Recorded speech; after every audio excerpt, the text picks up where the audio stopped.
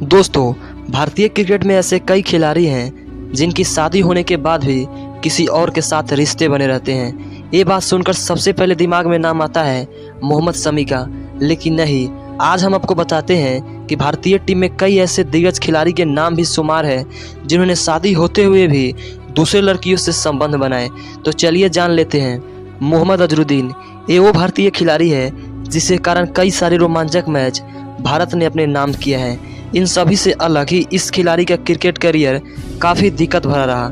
Match fixing के कारण इनको बैन भी कर दिया गया था।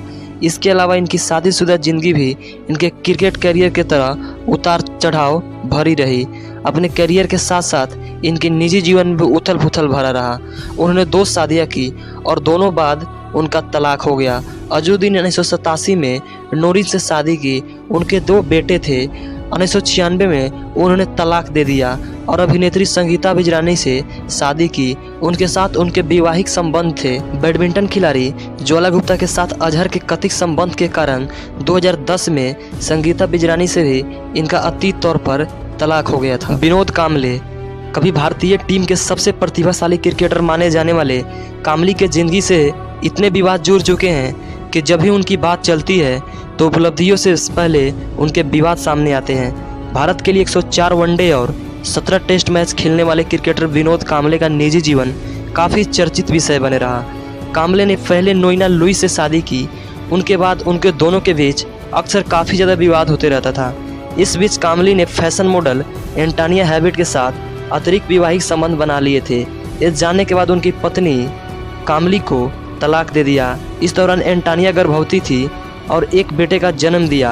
हालांकि इसके तुरंत बाद कांबले ने एंटोनिया से शादी कर ली थी। मोहम्मद शमी और हसीना जहां एक ऐसा नाम है जिसके बारे में ज़्यादा बताने की ज़रूरत नहीं है, क्योंकि इन दोनों का नाम शादी के बाद से ही विवादों से घिरा रहा, जिसके चलते इनको वैवाहिक जीवन नर्क बन गया। हसीना जहां ने शमी के ऊपर कई आरोप लगाए।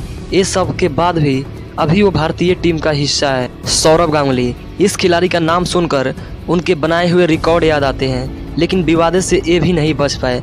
2001 के शुरुआत में जैसे ही भारत की ऑस्ट्रेलिया के खिलाफ के लिए तैयार हो रहा था, अभिनेत्री वर्मा के साथ सौरव गांगुली के कथित अफेयर की अफवाह तेज़ी से फैलने लगी थी। ऐसी गुनगुनाहटें होने लगी थी कि जब दक्षिण भारत के एक मंदिर का दौरा किया, वैवाहिक जोड़ों के लिए पूजन का आयोजन किया गया, तब गांगुली की पत्नी डोना ने कहा कि यह सब बकवास है, अखबार वाले हमको बदनाम करना चाहते हैं। मुरली विजय इनका प्रेम की कहानी कुछ ऐसा है जिसने दिनेश कार्तिक को हिला कर रख दिया था। मुरली विजय दिनेश कार्तिक के पत्नी के साथ संबंध में थे। दिनेश कार्तिक और मुरली विजय दोनों भारतीय टीम के लिए क्रिकेट मैच खेलते थे। हम में से बहुत लोग जानते हैं कि मुरली विजय ही है जिन्होंने दिनेश कार्तिक की पहली शादी को तोड़ दिया था। 2007 में दिनेश कार्तिक और निकिता बंजारा डेटिंग शुरू की थी। उस साल 21 वर्षीय दिनेश ने अपने बचपन की दोस्त निकिता बंजारा से शादी की, लेकिन दुर्भाग्य से 5 साल बाद चीज़ें खराब हो गई जब निकिता का मुरली विजय के साथ विवाहित संबंध था। और साथ में ही मुरली विजय भारतीय टेस्ट टीम के सलामी बल्लेबाज भी थे।